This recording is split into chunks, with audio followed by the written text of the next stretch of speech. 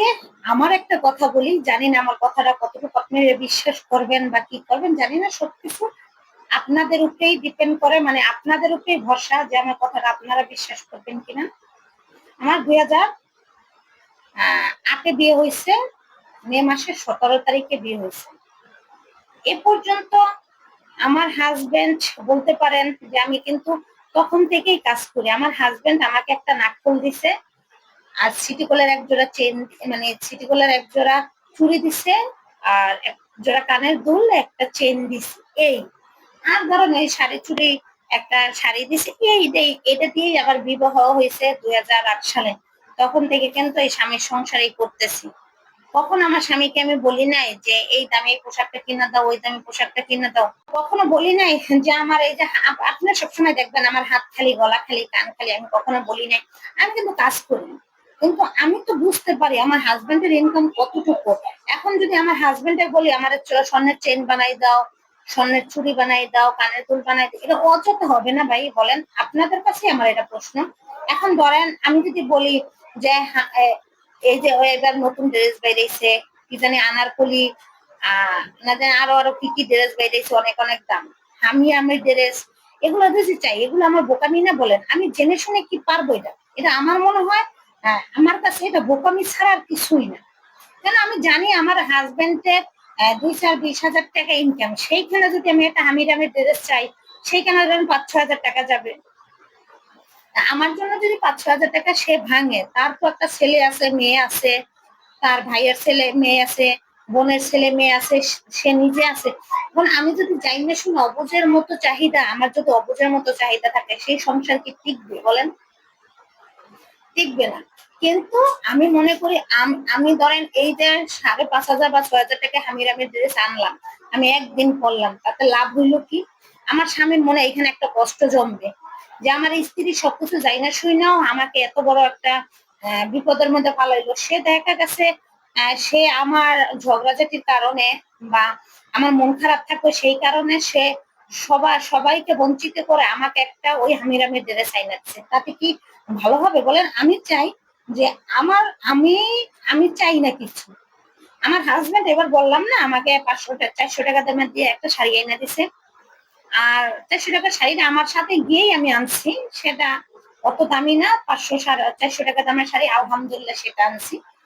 পরে তার একটা 3 পিস পছন্দ হয়েছে, 700 টাকা দিয়ে নিয়ে আসছে, আমাকে বলেও না।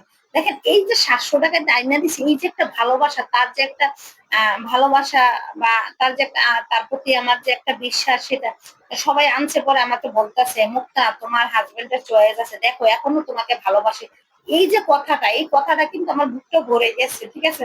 এখন যদি আমি এই হামিরামি ড্রেস চাইতাম বা 7,000-8,000 টাকা দামের 3 পিস শাড়ি চাইতাম, সেখানে তার কষ্ট হতো। আমি চাই না শুনে চাই নাই তাকে কষ্ট দিতে। ধরেন, আর সাধারণত বলি, দেখেন আমার হাজবেন্ড, একটা পুরুষ চায় তার নারীকে সাজায় গুছায় রাখতে, কিন্তু সবাই সম্ভব হয় না, এটা বুঝতে হবে। সবাই সোনা চামচ নিয়ে মুখে জন্মায় না। আবার কেউ আছে, ধরেন এই যে আমরা হাজবেন্ড ওয়াইফ দুজনেই কাজ করতেছি বা কাজ করব একসাথে, আমি তো জানি যে ও কতটা পরিশ্রম করে, ও জানে আমি এগুলো কতটা পরিশ্রম করি। এখন দুইজন যদি দুইজনের বোঝাপড়া না থাকে, তাহলে সংসার কখনোই টিকবে না। দুজন দুজনকে বুঝতে হবে, তাহলে সংসার টিকতে হবে। আলহামদুলিল্লাহ, আপনারা দোয়া করবেন। 2008 সালে বিয়ে হয়েছে, এ পর্যন্ত ওর সাথে আমার সাথে কখনো ঝগড়া লাগে না, জানি লাগেও না। এই দোয়াই চাইতেছি আপনাদের সাথে। আমি দামি গয়নাগাটি চাই না, বাড়ি গাড়ি চাই না, কিচ্ছু চাই না। চাই শুধু ওর ভালোবাসা, ও আমার পাশে থাকুক, সবকিছু আমি ভুলে যেতে পারবো। আমি সারা বছরে 2টা কাপড়েও সুখী থাকবো যদি ও আমার পাশে থাকে, এইটাই চাই। আমার কিছু দরকার নেই। আপনারা সবসময় দেখবেন আমি সাদা সিধা ভিডিও করি, যেটাই দেখেন সবসময় সাদা। তারপরে বলে আমার হাজবেন্ড আলহামদুলিল্লাহ, কেননা আমার হাজবেন্ড তার ইনকামের টাকা দিয়ে আমাকে 200-500 টাকা দামেরও যদি একটা 3 পিস দেয়, শাড়ি দেয়, তাতেই আমি খুশি। এই জন্য আলহামদুলিল্লাহ জানি, আল্লাহর কাছে লাখ লাখ শুকরিয়া। এরকম একজন হাজবেন্ড আল্লাহ আমাকে দিছে, তার জন্য আল্লাহর কাছে লাখ লাখ শুকরিয়া জানাই। আল্লাহর কাছে ফরিয়াদ করি, নামাজ পড়ি, আল্লাহ জানে সারা জীবন ওর সাথে আমি কাটাইতে পারি, যত আমার নিঃশ্বাস থাকা পর্যন্ত। এই দোয়াই সবাই করবেন, ভালো থাকবেন সবাই। শাড়ি চুড়ি চাই না, আমি চাই আমার হাজবেন্ডের ভালোবাসা। আমার হাজবেন্ড আমার সাথে থাকবে, আমাকে আমার হাজবেন্ড বুঝবে, আমি আমার হাজবেন্ডকে বুঝবো, এটাই। আমি আমার হাজবেন্ডকে বিশ্বাস করবো, আমার হাজবেন্ড আমাকে বিশ্বাস করবে, এটাই। একটা পুরুষের কাছে নারী চায় তার ভালোবাসা, একজন নারী চায় পুরুষের কাছে তার ভালোবাসা, যেমন আমি আমার হাজবেন্ডের যেরকম ভালোবাসি, আমার হাজবেন্ডও তো সেরকম আমাকে ভালোবাসতে হবে, না হলে তো সংসারটা টিকবে না। এই কথাটা বলার কারণ হলো অনেকেই দেখি ঝগড়াঝাটি হয় না, অল্প কিছু নিয়ে ঝগড়াঝাটি করা যাবে না। আমি যে 18 বছর ধরে হাতে চুড়ি পরি না, গলায় চেন পরি না, কিচ্ছু পরি না, সাধারণ একটা নাকফুল পরি, তাও মাঝখান থেকে 24 আর 23 আর 24 আমি নাকফুল পরিনি। তাতে কি হয়েছে? আমার সংসার ভেঙে গেছে? না, কেন নাকফুল পরি নাই, ওই টাকাটা আমি গুছাইতে পারি নাই, বা কোনো কারণেই সমস্যার কারণে ভাঙছি, বারে বারে ভাঙা হয়েছে, কিন্তু নাকফুলের টাকাটা রেডি করা হয় নাই, যে কারণে আমি 2 বছর নাকফুল করি না। তাতে কি আমার সংসার ভেঙে গেছে? আমার ওই টাকাটা দিয়ে যদি আমার সংসারের কোনো কাজে লাগছে, সেই জন্য তাতে আমি খুশি। কিন্তু আমি নাকফুলটা পরার কারণে যদি অন্যান্য দিকে ক্ষতি হয়ে যাইতো, তাই সেই ক্ষতিটা আমি কখনো ভুলতে পারতাম না, সেটা ভুলারও না, বলতে পারতাম না। তাই আমার নাকফুলের কারণে যদি সেই কাজটা ভালো হয়, তার জন্য আমি বারে বারে আমার নাকফুল নষ্ট হওয়ার পরও আমি কিনতে রাজি না।